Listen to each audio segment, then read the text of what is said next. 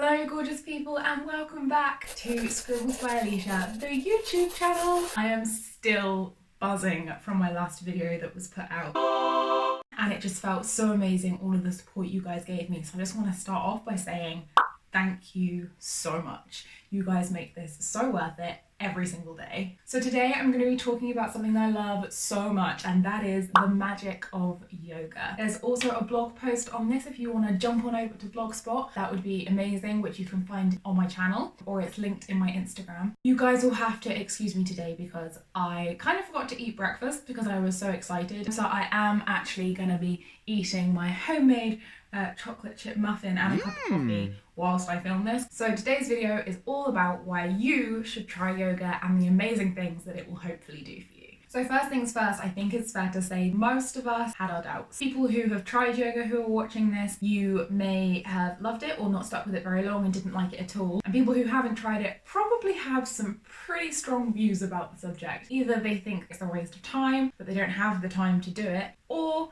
what I thought, if I'm being completely honest with you guys, that it was a little bit of an overrated pastime and that it was a really good way for people to get out of doing other exercise like cardio and weight. Said they could be like, oh yeah, I worked out today, I went and did some yoga. But in actual fact, that is so untrue. When I committed to yoga and actually tried it properly, my life, I can truly say, would not be the same without it. I'm just gonna sit on some pillows. Oh, that's better. So, reason number one. Yoga is an amazing stress release. It is literally one of the best things I can possibly think of for releasing stress, and it is 100% something that I go to the second that I feel that I'm not coping with something. Whether that's exams, lots of shifts at the hospital, just because I'm not in a good mood, but it's literally the perfect form of self-care. It is so important for your well-being. I also feel amazing stress release when I do things like run, which I hate, workout, break a sweat. They are all things that definitely help me with stress release. But yoga is so much more easy to get yourself to do. To put my trainers on and actually get myself to go for a run takes so much mental power, whereas yoga can be seen as something that's quite relaxing and it's so much easier to give into and then go and do it. I'm actually haven't had a bite on my muffin yet. That is so good. Reason number two. You guys will probably think this one is really silly. Hopefully by the end of reason number two, you'll understand where I'm coming from. Learning how to breathe.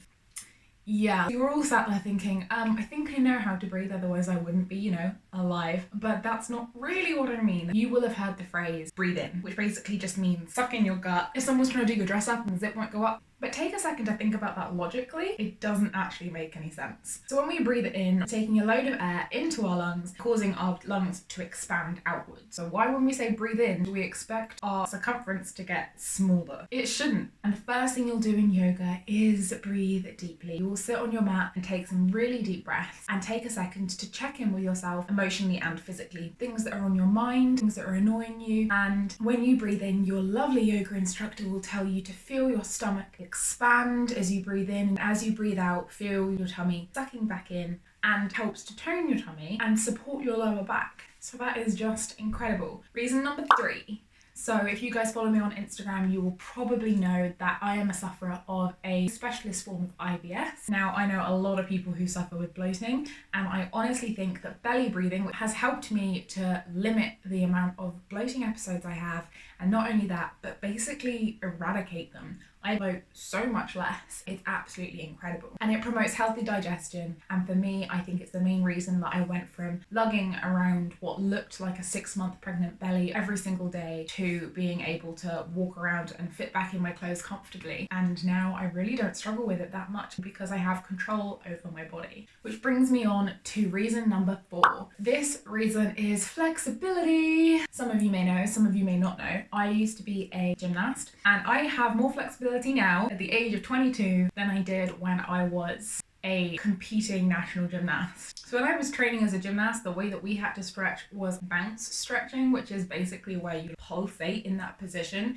And then they found out that that's not good for you. So then after that, they tried to use breath, but no one really trains you how to use your breath. So I was like in a weird position breathing trying to figure out how this was supposed to help me get more flexible. Yoga is incredible and is the reason that I am as flexible as I am now. And because I'm more flexible, I am literally comfortable in pretty much any position I sit in. It's mad. I'll be sitting watching TV and sometimes my mum will look at me and she'll go, "Are you comfortable like that?" And I'm like, "Yeah." And it's because my muscles are able to bend and do what they need to do. It feels really good. Also, I have always struggled with back problems, probably because of the gymnastics, but also because I work in a hospital, I'm often pushing patient beds around in really awkward positions while doing different procedures. And through yoga, I have learned how to get into those positions, but using different muscles. So instead of when I'm bending over maybe to take someone's bloods, I now push my shoulders back and I bend from my hips instead of arching my back all the way over.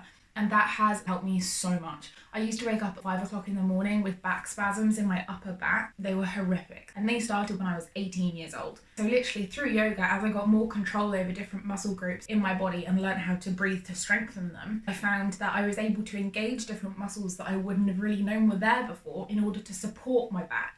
Because lots of people think that you've overworked the muscle that's hurting, but often the muscle that's hurting isn't the muscle with the issue. Normally there's an issue elsewhere and that area is weak, and then the area that's hurting you has been picking up the slack for that muscle the whole time, and that's why it's absolutely exhausted and spasming, because it's like, for God's sakes, please strengthen the other part of your back, because I'm doing work for like 3 different muscle groups here and you aren't strengthening it because you don't even know it exists. So yoga just allows you to explore your body in a way that you can strengthen it in every way, shape and form. Reason number 5. I don't know about you, but I am a cold person. I normally have numb fingers and hands, and the same with my feet. It has always been that way, literally for as long as I can remember. I don't have any conditions. There are like Raynaud's disease and things like that, but I don't have any of that. I am just cold-blooded. Even in summer, I'm not kidding you, I will walk around in a bikini and a pair of fluffy bed socks because my feet are ice cold. And one of the things that yoga has done is to improve my circulation. After I've done a yoga session, I have really good circulation in my feet, really good circulation in my hands, and that normally lasts for 2, 3, maybe 4 days. So if you are a cold person or you find that you have a particular blockage in your body somewhere, this is such a good way to deal with that.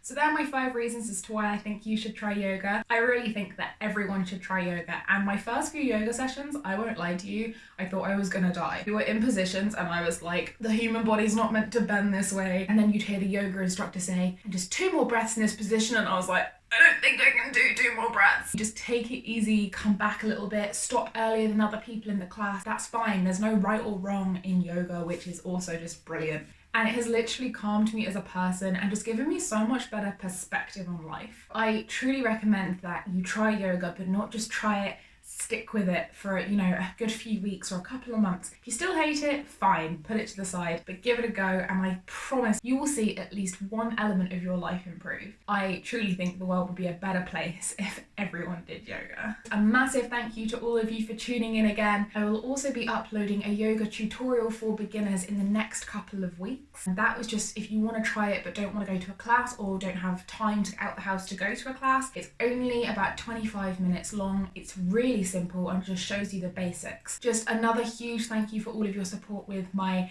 last YouTube video, and you know, if you like yoga and want to know how to form it as a new habit, you can definitely jump onto that YouTube video and that should show you how you can form healthy new habits and stick with those New Year's resolutions.